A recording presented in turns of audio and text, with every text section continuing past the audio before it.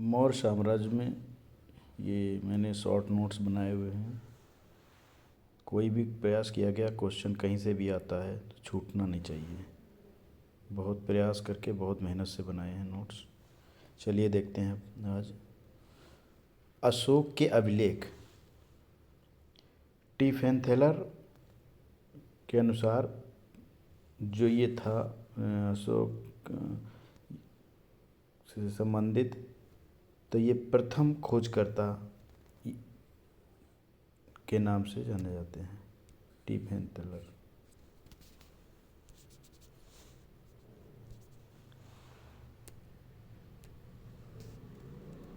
ये प्रथम खोजकर्ता हैं। 1750 ईस्वी में इन्होंने दिल्ली मेरठ स्तंभ की खोज की थी। स्तंभ लेख जो है दिल्ली मेरठ 1750 ईस्वी में। और जो जेम्स प्रिंसेप है, बड़ा इम्पोर्टेंट है ये जेम्स प्रिंसेप, यही वो प्रथम व्यक्ति है जिसने प्रथम स्तंभ लेख लिपि पढ़ी थी, ये 1837 ईस्वी में। सी वीडन जो है ये मास्की से जो प्राप्त अभिलेख है स्तंभ लेख, इसकी खोज की थी 1915 ईस्वी में। टर्नर ये दीप वंश में अशोक को प्रियदर्शी देवनाम प्रिय बताया गया। टर्नर के अनुसार जो अभिलेख लिखे गए हैं उसमें जो है 4 लिपियों का प्रयोग हुआ है, ब्राह्मी, खरोष्ठी, ग्रीक और अरेमाइक, और 3 भाषाओं में हैं ये, प्राकृत भाषा, ग्रीक और अरेमाइक। चलिए अब देखते हैं लघु शिलालेख।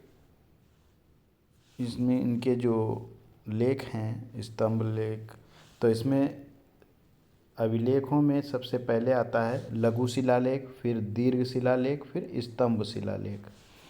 तो जो लघु शिलालेख हैं ये प्राचीन हैं और स्तंभ शिलालेख ये नवीन हैं।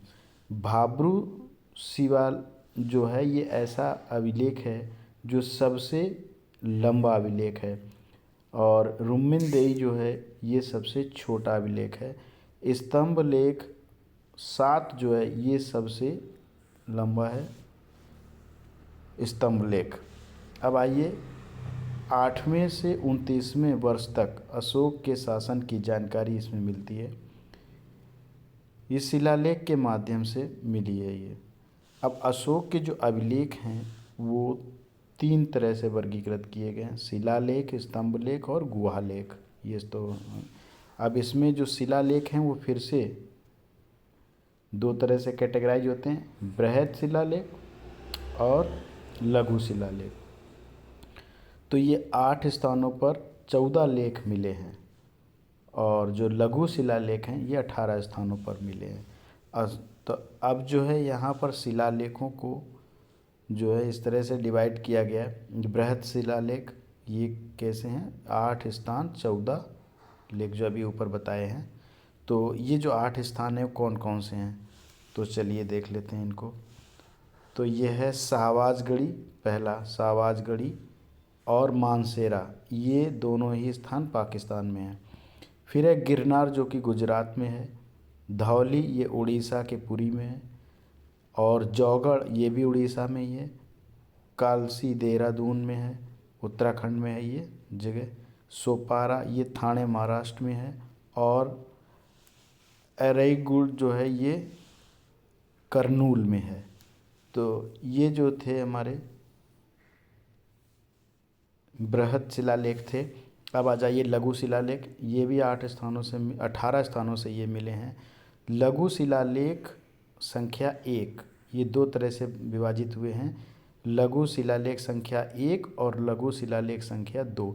जो लघु शिलालेख संख्या 1 है ये अशोक की व्यक्तिगत जानकारी इनसे प्राप्त होती है, और जो शिलालेख संख्या 2 है इससे अशोक के धम्म के बारे में जानकारी मिलती है। चलिए अब आगे आते हैं। भाब्रू जो है, भाब्रू के 2 शिलालेख जयपुर के बैराट के बीजक की पहाड़ियों से मिले हैं, जो अशोक को बौद्ध होने का प्रमाण देते हैं। बौद्ध धर्म के त्रिरत्न बुद्ध, धम्म और संघ होते हैं। इनसे जानकारी मिली है। अहरौरा शिलालेख जो है ये मिर्ज़ापुर ज़िले में है। अहरौरा जो शिलालेख है ये 256 रातें यहाँ पर जो है स्तूप निर्माण के लिए भ्रमण किया गया था।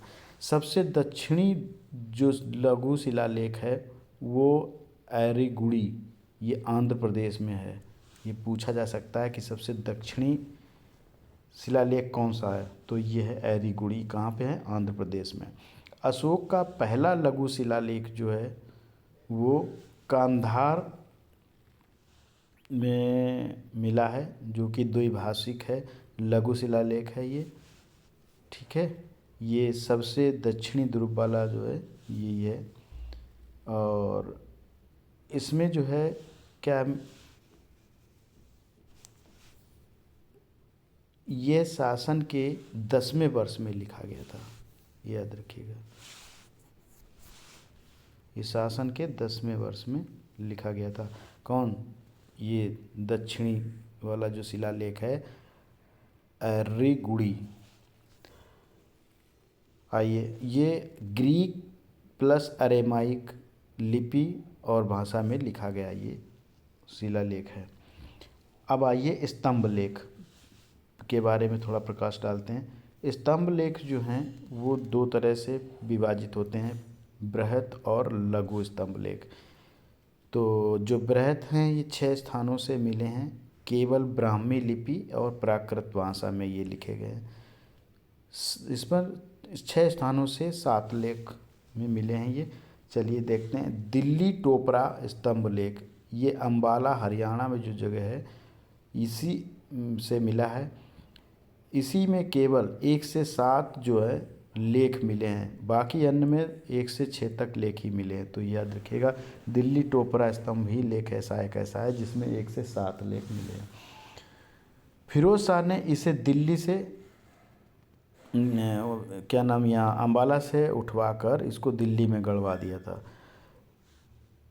7वें स्तंभ लेख में आजीविकों, निर्ग्रंथों आदि का संघ के साथ उल्लेख मिला है। स्वर्ण, इसकी जो है इसका नाम स्वर्ण स्तंभ या स्वर्ण की मीनार भी कहा गया। तो ये किसने कहा? फिरोज शाह ने कहा है। दिल्ली मेरठ स्तंभ लेख जो है ये मेरठ में मिला है। इसको भी जो है फिरोज ने उठवा के दिल्ली में रखवा लिया था। इसके बाद है लौरिया राज स्तंभ लेख, ये बिहार के चंपारण में है। और इस जो है दूसरा है लौरिया नंदगढ़ लेख स्तंभ लेख, ये जो है ये भी बिहार के चंपारण में ही है। और इसमें जो है राजा अमरनाथ सिंह का उल्लेख मिलता है। रामपुरवा स्तंभ लेख जो है ये भी चंपारण में है, रामपुरवा स्तंभ लेख। और प्रयाग स्तंभ लेख, ये प्रयागराज से 40-50 किलोमीटर दूर है, वहाँ से कौशाम्बी जिला में वहाँ मिलता है, मिला है ये। चलिए अब आगे देखते हैं। स्तंभ लेख जो हैं वो लघु स्तंभ लेख में अशोक की राजकीय घोषणाएं जो हैं वो उनका वर्णन है। तो ब्राह्मी लिपि और प्राकृत भाषा में ये लिखे गए हैं। चलिए देखते हैं तो किन किन स्थानों से मिले हैं। तो सांची जो है एक स्थान है, जगह है सांची। यहाँ पर संघ भेद को रोकने का आदेश जो सांची से मिला है लघु स्तंभ लेख, उसमें कौन सा आदेश है? संघ भेद को रोकने का आदेश है। सारनाथ में भी जो मिला है उसमें भी यही सेम संघ भेद को रोकने का आदेश लिखा हुआ है। कौशाम्बी से जो अभिलेख मिला है वो भी संघ भेद को रोकने के आदेश हैं। और इसी अभिलेख में अशोक की रानी चारुवकी द्वारा दान दिए जाने का उल्लेख किया गया है, मिलता है, इसका उल्लेख मिलता है इसमें। इसे रानी का अभिलेख भी कहा जाता है। और इनका बेटा तीवर, अशोक और चारुवकी का जो बेटा है तीवर, उसका भी उल्लेख इसी में मिलता है। किसमें? ये रुमनी देई नहीं, ये कौशाम्बी अभिलेख जो मिला है। फिर फिर रुक्मिणीदेवी जो है ये शासन के 20वें वर्ष में लिखा जाता है और इसमें भूमि कर को 1/6 से घटाकर 1/8 कर दिया जाता है। धार्मिक कर को 0 कर दिया जाता है। इसमें बुद्ध को शाक्य मुनि कहा गया है और इसमें पहाड़ियों जो है पड़रिया लेख का भी इसे पड़रिया लेख भी कहते हैं।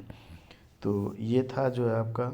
अब आइए देवनाम प्रिय, इसको थोड़ा याद रखिए, इम्पोर्टेंट है ये मास्की एवं गुर्जरा से जो लेख मिला है इसमें अशोक का व्यक्तिगत नाम का उल्लेख मिला है, देवनाम प्रिय से बुलाया गया है इनको। तो चलिए इसमें तारीफ़ की गई है। अगला है निगलीवा। निगलीवा जगह जो है इसमें कनक मुनि का उल्लेख मिलता है। कनक मुनि की यात्रा का वर्णन भी इसमें मिलता है और बुद्ध को इसमें कनक मुनि कहा गया है।